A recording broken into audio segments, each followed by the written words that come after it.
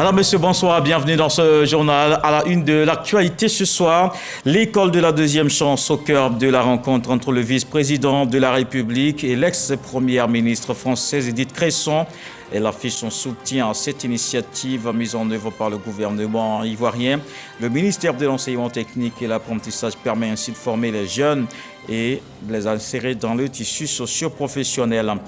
Le Premier ministre à Washington pour prendre part au sommet des leaders États-Unis-Afrique. Patrick Kachi représente le président de la République, plusieurs chefs d'État et de gouvernement, le secteur privé africain, américain, la société civile et les médias sont de la rencontre. Ils vont parler des enjeux de la coopération entre les deux continents.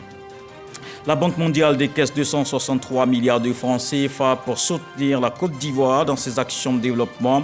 Un appui pour réaliser des projets d'infrastructure dans les domaines des transports, de la finance et des télécommunications.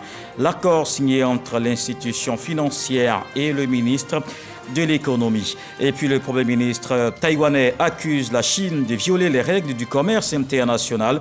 Il reproche à Pékin de faire preuve de discrimination après l'annonce de nouvelles interdictions d'importation de certaines boissons alcoolisées en provenance de l'île.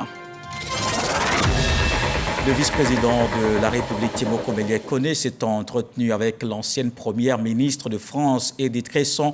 Les échanges ont essentiellement porté sur l'école de la deuxième chance, une initiative mise en œuvre pour faciliter l'insertion des jeunes. Awa Touré. L'école de la deuxième chance permet d'aider des jeunes sans diplôme ni qualification professionnelle à acquérir des aptitudes et compétences pour s'insérer dans le monde du travail. Le vice-président de la République, Timoco Méliès-Koné, et l'ancienne première ministre de France, Edith Cresson, fondatrice des écoles de la deuxième chance en France, ont partagé leurs expériences sur cette question liée à l'emploi des jeunes. Nous avons à peu près 68% des jeunes qui sortent des écoles de la deuxième chance qui ont un emploi à la sortie de l'école, c'est-à-dire au bout d'un an. Et si on attend encore un an, on est encore 5 à 8% qui a un emploi. Donc ce sont des résultats qui sont extrêmement positifs. Parce que ces jeunes, ils sont aussi intelligents que les autres, mais ils n'ont pas eu la chance à l'école de comprendre ce qui se passait. Les parents, généralement, ne s'en sont pas occupés suffisamment. Et donc ce sont des jeunes qui sont laissés à eux-mêmes. Et là, ils ont une chance de rattraper le niveau et de se faire une situation, un emploi tout à fait valorisant et intéressant.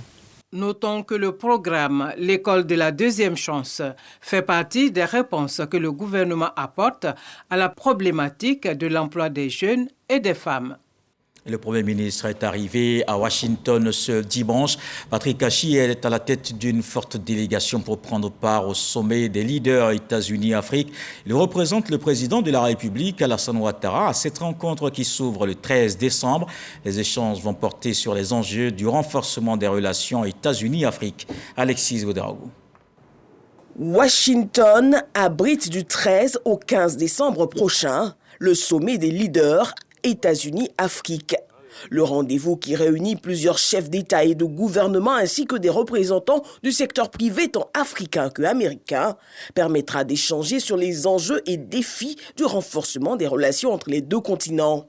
D'importantes questions d'intérêt commun seront discutées, notamment la paix, la sécurité, la gouvernance, la santé mondiale au lendemain de la Covid-19, la sécurité alimentaire, ainsi que bien sûr la loi sur la croissance et les opportunités économiques en Afrique, AGOA. Le chef du gouvernement arrivé ce dimanche y représente le chef de l'État, Alassane Ouattara, et participera en marge du sommet à une table ronde sur les opportunités d'investissement spécifiques à la Côte d'Ivoire. Des rencontres bilatérales, notons-le, sont annoncées avec des personnalités politiques américaines. Et sur place ici, on parle développement, 263 milliards de francs CFA. C'est le montant du crédit alloué à la Côte d'Ivoire par la Banque mondiale. Une enveloppe pour réaliser des projets d'infrastructure dans les domaines des transports, de la finance ou encore des télécommunications. L'accord signé avec le ministre de l'économie, on le voit avec Sephora Zegui. Cet appui budgétaire de l'ordre de 263 milliards de francs CFA sera essentiellement orienté vers les secteurs à fort potentiel de croissance, notamment les transports, la finance et les télécommunications. En effet, ce sont 3 piliers importants fléchés au plan national de développement PND qui viendront irriguer les autres segments de la vie socio-économique de la Côte d'Ivoire avec un impact positif dans la lutte contre la pauvreté par la création d'emplois durables et de qualité. La Banque mondiale a accepté de faire un effort supplémentaire pour marquer son soutien sur la base surtout que les réformes qu'ils vont soutenir sont très importantes. Et donc on voudrait vraiment remercier le ministère de l'économie et le gouvernement d'avoir mis en place ces réformes. Le décaissement de ces ressources financières témoigne de la confiance que l'institution financière mondiale place en la Côte d'Ivoire, un pays dont le dynamisme de l'économie le classe parmi les plus prometteurs du continent, malgré quelques défis à relever au niveau structurel, organisationnel et humain. Je voudrais rappeler que cet appui budgétaire s'inscrit au chapitre des engagements du gouvernement à poursuivre les réformes initiées sur le plan économique et social pour consolider la croissance économique. Le programme répond ainsi aux défis et contraintes majeures auxquels notre pays est confronté dans le cadre de la libération de toutes ses potentialités. Ces défis sont devenus encore plus pressants face au contexte actuel marqué par des incertitudes de l'environnement tant international que sous-régional liées aux impacts de la crise de la Covid-19 ainsi qu'aux effets inflationnistes de la crise en Ukraine. En attendant la présentation officielle de cet important document, le gouvernement continuera d'œuvrer au renforcement du partenariat avec la banque. Tout en saluant les efforts déjà consentis en faveur de la Côte d'Ivoire, le ministre de l'Économie et des Finances appelle à la poursuite et au renforcement de cette coopération bilatérale agissant avec la Banque mondiale. Un nouveau cadrage macroéconomique est d'ailleurs en consolidation. Le développement se poursuit tout comme la lutte contre la corruption. 205 sous-officiers, commandants de brigade formés, un séminaire de renforcement des capacités organisé par le commandement supérieur de la gendarmerie nationale.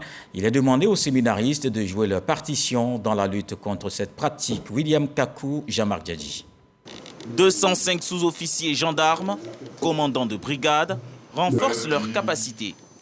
Ils sont instruits sur la gestion administrative, le commandement et les réponses opérationnelles face aux grandes menaces.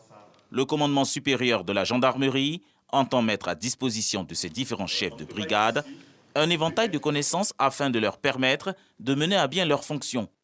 Nous savons qu'ils sont les chevilles ouvrières dans ce que nous faisons en matière de police administrative qui consiste à maintenir l'ordre dans la cité. Et donc nous sommes venus leur communiquer un certain nombre de formations, de conseils pour leur permettre, au moment où ils prennent service dans leurs circonstances respectives, d'être efficaces pour le bien du service public.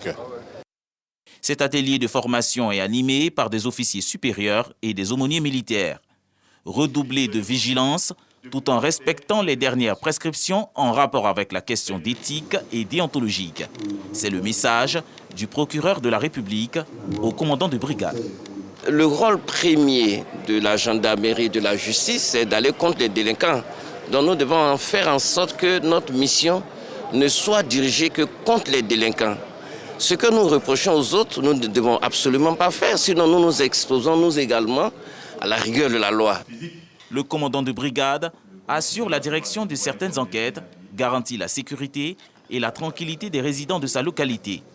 La gendarmerie nationale entend à travers ses chefs de brigade mener avec brio ses missions.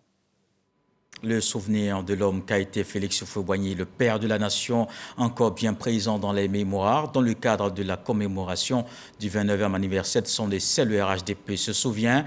Les militants et responsables du parti se sont retrouvés pour un moment de témoignage et de sensibilisation à la paix. Éric Goré. Pour nous, l'oufouettisme constitue un don, c'est-à-dire le cadeau le plus précieux que la Providence ait fait à notre beau pays par le canal d'un homme d'État d'exception. Félix Houphouët-Boigny reste vivant dans le cœur des Ivoiriens. 29 ans après, les Ivoiriens s'en souviennent et le RHDP en est fier. Fier d'avoir pour repère et pour modèle celui qui a construit de ses mains la Côte d'Ivoire moderne. Un référent pour le rassemblement des oufouettistes. Ils ont raison, ces militants du RHDP, de commémorer ce 7 décembre. Le 7 décembre restera un jour mémorable pour notre grand pays. C'est pourquoi le RHDP a décidé de rendre un hommage à ce grand homme, épris de paix et de sagesse politique. Des témoignages sur le personnage de ce grand homme, il y en a eu. C'est des vertus que l'on retrouvait chez le président Houphouët-Boigny. La vision, l'amour de son peuple, la passion pour son peuple, et qu'on retrouve chez le président Alassane Ouattara. La vision, l'amour de son peuple, l'amour de la jeunesse, la préparation d'un avenir pour le peuple de Côte d'Ivoire. Et le sens de la famille qu'on retrouve chez le président Alassane Ouattara. La pratique du dialogue, le pardon des offenses, l'histoire contemporaine, et on peut ne pas les citer, mais l'histoire contemporaine nous ramène à la mémoire de gens à qui Alassane Ouattara a pardonné. Le secrétariat exécutif du Rassemblement pour la démocratie et la paix donne ainsi l'occasion aux plus jeunes de connaître suffisamment l'illustre disparu à travers des informations sur ses actions et sa vie. Et justement, les artistes et les sportifs n'oublient pas aussi le père de la nation ivoirienne, rassembleur généreux. Il avait cette particularité d'être proche des acteurs du monde des médias, de la culture et du sport. À travers témoignages et anecdotes, les artistes, les sportifs, hommes de médias en parlent. Tous rendent hommage à cette figure emblématique. Un reportage de Serge Pacom Didi et Serge Colère. 29 ans que le premier président de la Côte d'Ivoire moderne, Félix Houphouët-Boigny, s'est éteint, arraché à l'affection des Ivoiriens. Le père de la nation était une figure tutélaire pour les sportifs, les artistes et les hommes de médias. C'est avec beaucoup de nostalgie que Georges Taï Benson évoque l'époque des grands galas organisés à Yamoussoukro. Le téléphone sonne. Bon, je prends. Benson, ne quitte pas, je te passe le président Houphouët. Il y a le président Biya qui arrive mercredi. Il faut me préparer une très bonne soirée comme vous en avez l'habitude. Ou bien le président Sankara, ou bien il y a les présidents de la CEAO à l'époque. Il dit, il faut prendre Louga François, Aïcha Koné, Ala Thérèse et d'autres. Aïcha Koné faisait partie des artistes préférés du président Félix Houphouët-Boigny. Amankene, moi mankene, Boigny te mi fengu mankene. Avec Houphouët, selon le nombre de chansons, c'est égal à 1 million. Ma mère, quand je finissais de jouer, que je venais à la maison, le matin très tôt après la prière, elle est là. Elle prend ce qu'elle doit prendre, elle me laisse ce qu'elle veut. Je boude, elle s'en va. C'est un matin, ma mère m'a amené à Boubou, à Yopougon, à Niama, et puis au 220, dans les chicanes. Elle m'a montré des maisons, elle dit ça, c'est pour toi, ça c'est pour toi. Elle dit l'argent, je prenais. Voilà ce que je t'ai réservé.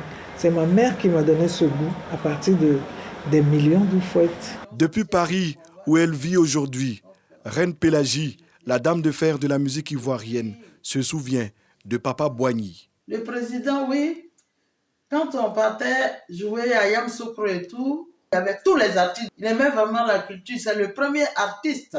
Il y a aussi Boigny. Il y a aussi Bonza, Grognani, Apéïbekou. Les galas de Yamoussoukro, à l'occasion des sommets de chefs de l'État, constituaient de grands rendez-vous diffusés sur la chaîne nationale. Félix Houphouët-Boigny est aussi connu pour son amour du noble art. Il a contribué à promouvoir la boxe en Côte d'Ivoire, avec notamment le championnat du monde de boxe en 1976. Ce jour-là, C.A. Robinson, champion d'Afrique, manque de peu le titre mondial. La maison où je suis, c'est le président qui m'a aidé à finir la maison, payer l'argent de choses. Et puis, ce qu'on me donne là, c'est le président qui a signé. C'est un grand souvenir. Proche des boxeurs, mais aussi des sportifs en général, Aboulaye Traoré se rappelle de la victoire de Sénégal 92, de l'accueil à Abidjan, des paroles et du geste du président Félix Houphouët-Boigny. Quand on remportait le trophée, le président Houphouët-Boigny vient nous chercher à l'aéroport et pour nous, ça n'avait pas de prix, cette joie. Il nous a reçus, il nous a fait plein de cadeaux, il nous a même offert une villa chacun. C'est pour vous dire qu'au-delà même du président qu'il nous donne, je crois que c'était le meilleur cadeau qu'on pouvait lui donner avant qu'il ne parte. L'icône de l'humour en Côte d'Ivoire, Bamba Bakary, s'est fait remarquer par les Ivoiriens à travers ses imitations de la voix du président Félix Houphouët-Boigny. Mes imitations sur Houphouët commençaient par quand il faisait des déclarations nationales comme le 7 août. Notre cher pays, la Côte d'Ivoire, on ne le répétera jamais assez. Nous devons nous battre pour l'entretenir comme la prunelle de nos yeux. Parce que voyez-vous, je n'arrêterai jamais de vous le dire, la Côte d'Ivoire est un pays de paix. Et la paix ne se prononce pas, ne s'obtient pas du bout des lèvres. Les artistes de l'époque ne manquaient aucune occasion pour rendre hommage à ce visage emblématique.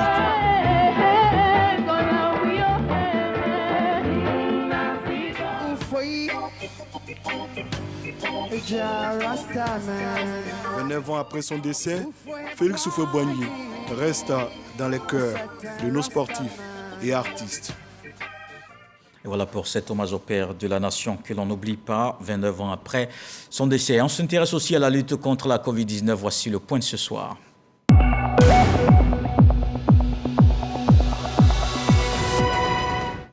Aujourd'hui, 0 cas de Covid-19 enregistrés et 0 décès. La Côte d'Ivoire compte donc 87 894 cas confirmés à ce jour, dont 87 056 personnes guéries, 830 décès et 8 cas actifs.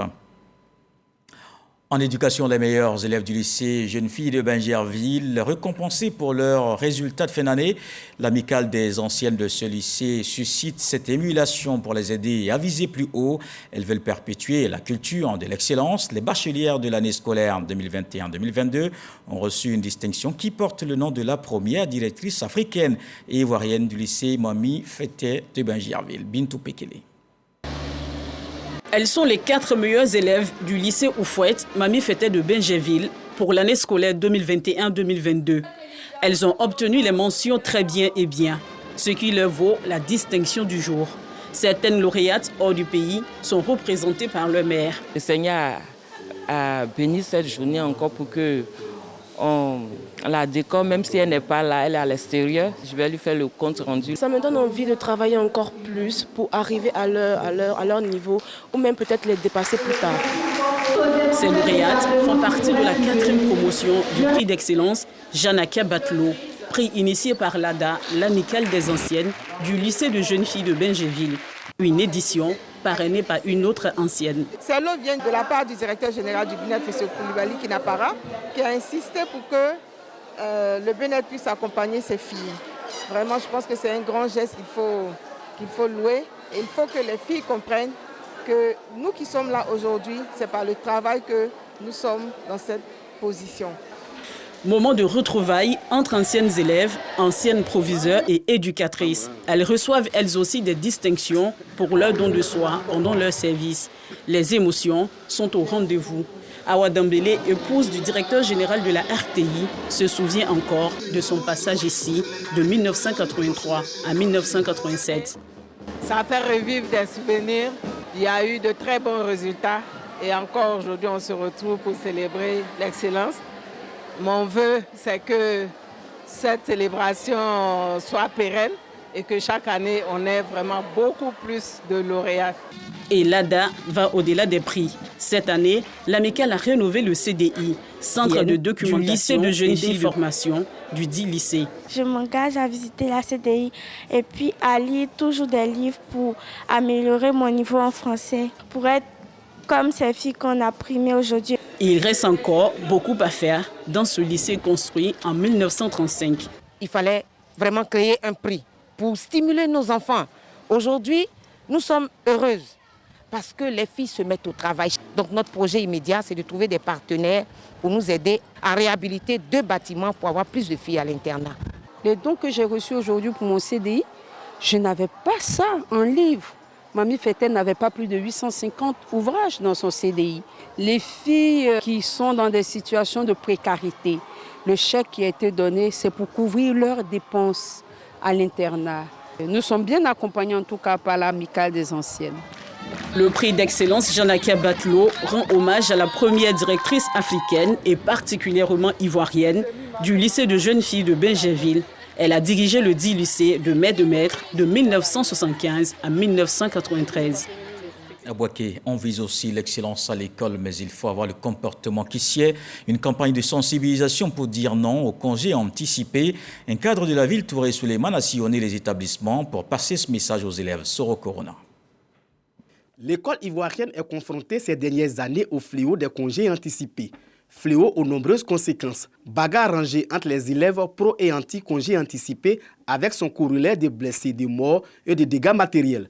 Non-achèvement du quantum horaire. À quelques jours des congés de Noël, les sensibilisations se multiplient dans les écoles. Touré Souleymane, conseiller technique du Premier ministre chargé de la jeunesse sillonne les écoles de Boaké. Le service civique, c'est l'ensemble des valeurs citoyennes à promouvoir dans la société, les bons comportements, l'éducation, le savoir-vivre, le savoir-être, être un citoyen digne qui aime son pays, qui aime son drapeau, qui a l'amour du prochain. Est-ce que vous êtes comme ça? Objectif de cette sensibilisation, amener les élèves à prendre conscience de leur avenir et expliquer aux apprenants la nécessité d'achever les programmes pour des meilleurs résultats aux examens de fin d'année. Moi, je pense que c'est pas quelque chose de normal et idéal pour nous, les jeunes élèves, parce que ça nous ralentit au niveau des études. Donc, sincèrement dit, on doit revoir ça. On doit sensibiliser nos amis pour éviter ce genre de choses.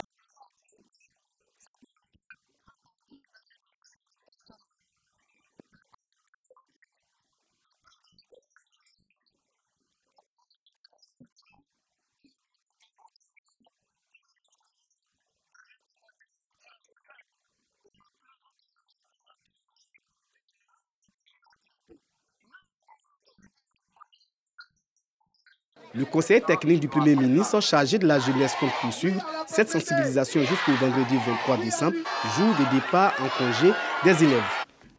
Non à la destruction aussi de l'environnement. Frédéric Zakbassou, directeur chargé de la lutte contre les changements climatiques au ministère de l'Environnement, était l'invité du Dimanche Magazine sur 13h. Avec Eman Guivé, il a fait le point de la participation de la Côte d'Ivoire à la COP27 tenue en Égypte à Sharm el-Sheikh du 6 au 18 novembre. Je vous propose justement de suivre un extrait de l'entretien. Cette conférence avait des objectifs majeurs. Finaliser la feuille de route sur la mise en œuvre de l'accord de Paris. Pour les pays partis, l'occasion de présenter leurs nouveaux engagements climatiques. Son Excellence, Monsieur le Vice-président, au-delà du fait que Son Excellence a présenté les nouveaux engagements climatiques de la Côte d'Ivoire, mais il est revenu sur la nécessité pour les pays développés d'appuyer les pays en voie de développement à mettre en œuvre les engagements qui sont pris. Donc ce plaidoyer a eu un écho favorable auprès des partenaires. La Côte d'Ivoire, dans la discussion, a formalisé avec l'Union européenne pour un appui d'environ 4 milliards pour asseoir un système de suivi et d'évaluation. C'est que les pays prennent des engagements, mais il faut asseoir des dispositifs qui permettent de faire le suivi et de rendre compte à la Convention. La Côte d'Ivoire bénéficiera donc d'un appui pour la construction de logements sociaux. Le montant est de 10 milliards de francs CFA, venant donc de la Banque ouest-africaine de développement, avec donc pour agent d'exécution le programme des Nations Unies pour le développement.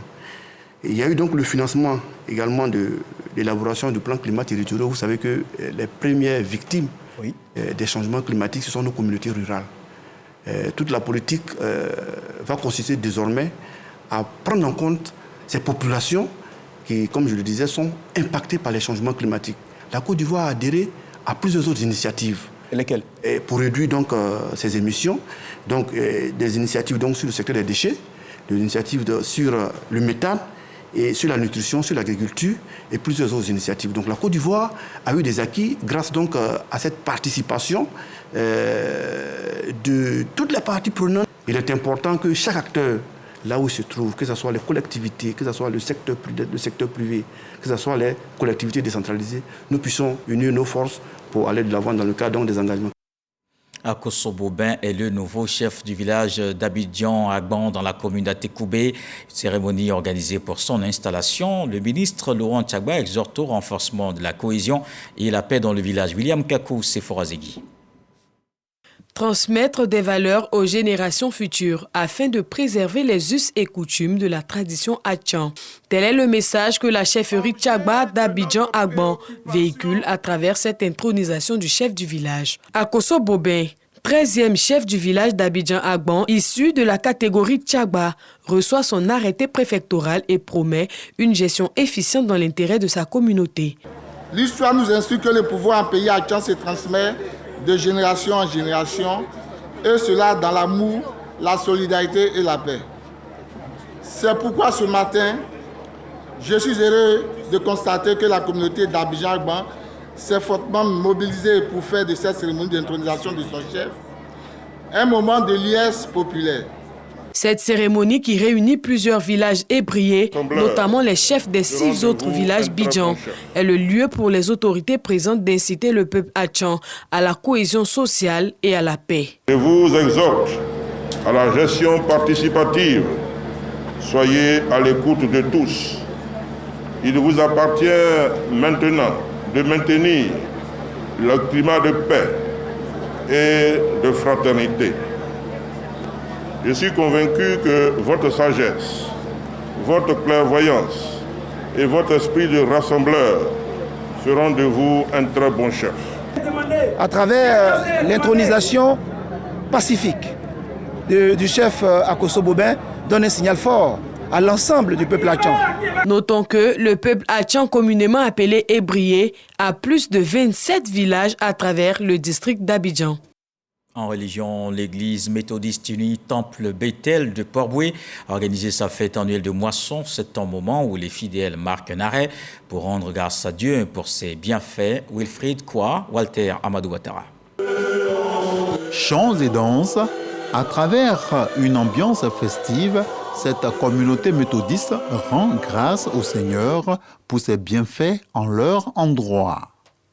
La célébration qui réunit les chrétiens de l'église méthodiste unie, Temple Bethel de Port-Bouët, est la fête annuelle de moisson. Point clé de cette commémoration, un culte d'action de grâce. Le Seigneur a fait beaucoup de choses dans notre vie. Pour tout chrétien, est un moment de remerciement par rapport à tout ce que Dieu a fait pour nous durant l'année. Il faudrait que tout homme qui vit reconnaisse en Dieu, en Jésus, la source de tout le bien qu'il possède. Pour les guides religieux, il était important de marquer un arrêt en vue d'exprimer une reconnaissance à Dieu en cette fin d'année. Chaque année, chaque communauté s'offre le jour de sa moisson. Donc c'est une fête d'offrande, de reconnaissance à Dieu pour toute une année.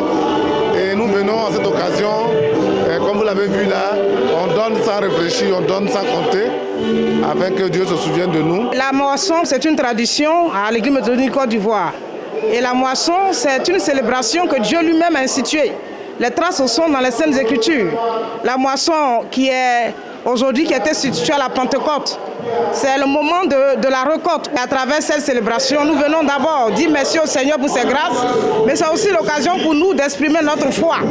Parce qu'en venant, en participant, en contribuant, nous disons à Dieu qu'il est encore vivant, il est sur son trône et avec lui nous pouvons avancer très loin. La solidarité était également au cœur de cet événement religieux. Des veuves ont reçu des dons. On va parler cinéma. Les réalisateurs Abderrahmane Sissako et Philippe Lacotte sont à Abidjan pour le tournage du long-métrage La Colline Parfumée. La ministre de la Culture et de la Francophonie a donné le clap du début de ce film à Blocos, dans la commune de Cocody, lieu du tournage. Françoise Remarque en a profité pour réaffirmer le soutien du gouvernement à ce secteur. Issa Tionayo. Ce geste de la ministre de la Culture et de la Francophonie marque le clap de lancement du film La colline parfumée du cinéaste mauritanien Abderrahmane Sissako. Nous sommes à la chefferie traditionnelle de Blocos, dans la commune de Cocody. C'est une histoire d'amour. C'est une Africaine qui part en Chine, qui a une histoire d'amour. Mais avant de partir, elle se marie. Et ce jour-là, mais c'est très rare, elle dit non. Voilà, le jour de son mariage, c'est qu'il y a un choc pour une société. Mais ça, c'est symbolique. Hein. C'est une façon de montrer que nos jeunes filles, nos sœurs, nos filles ont aussi une force réelle. Ce long métrage, Abderrahmane Sissako ne le réalise pas seul. Il est accompagné dans cette aventure cinématographique par le réalisateur ivoirien Philippe Lacotte. En vivant en Côte d'Ivoire, c'est d'attirer aussi d'autres cinéastes dans le bon sens et de faire en sorte que des choses se passent au niveau cinématographique de haut niveau en Côte d'Ivoire. La ministre Françoise Remarque se réjouit de la présence du cinéaste mauritanien en terre ivoirienne.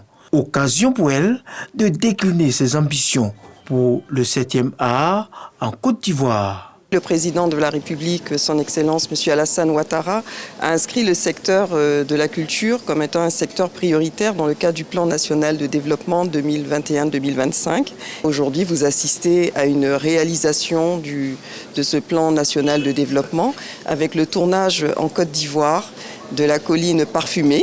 Le tournage d'un film a un impact sur toute la chaîne de valeur. Aujourd'hui, nous avons plus de 200 personnes qui sont présentes, des personnes de toutes les nationalités. Ce film va se tourner dans plusieurs pays, dont la Côte d'Ivoire et le Cap-Vert. Et comme tous les dimanches, place à la revue des informations de la semaine écoulée. Voyons ce qui a marqué l'actualité dans le 7 sur 7.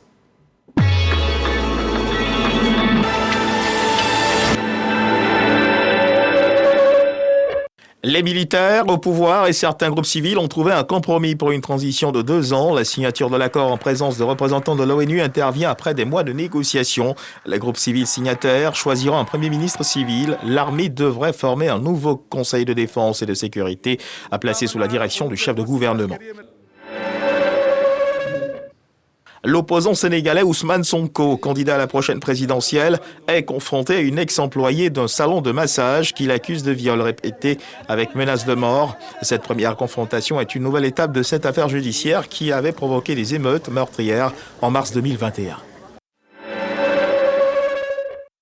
Un homme a tenté de forcer l'entrée d'un commissariat de police dans la province indonésienne de Java. L'attaque a fait 2 morts, dont l'auteur de l'attentat et un policier, et 10 personnes ont été blessées. Aucune indication sur le mobile de cette attaque n'a été donnée par les autorités de l'archipel. L'Indonésie est depuis des années en proie à l'activisme islamiste.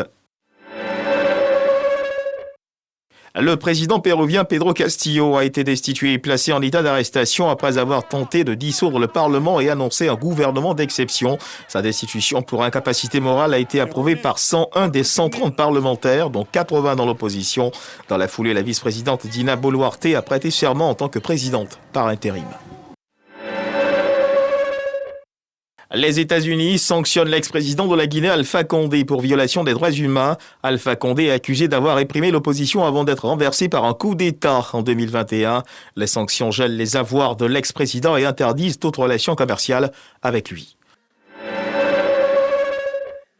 Des centaines de Tunisiens ont manifesté à Tunis pour exiger le départ du président Kais Saïed. Une semaine avant les législatives, la manifestation à l'appel d'une coalition de partis d'opposition est survenue dans un contexte de crise économique marqué par des pénuries récurrentes de denrées de base et une forte inflation.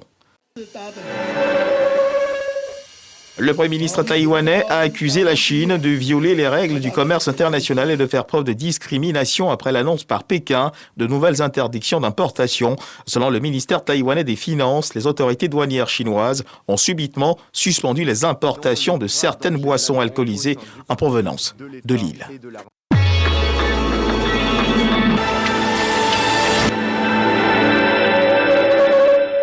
Ce journal, merci de l'avoir suivi. Retour de l'actualité 23h avec Abdoulaye Koné. Ce soir, le sage nous apprend que si tu n'as pas ton propre champ, tu ne peux manger l'igname de ton choix. Je vous souhaite une fructueuse semaine. Dieu le voulant, on se retrouve demain.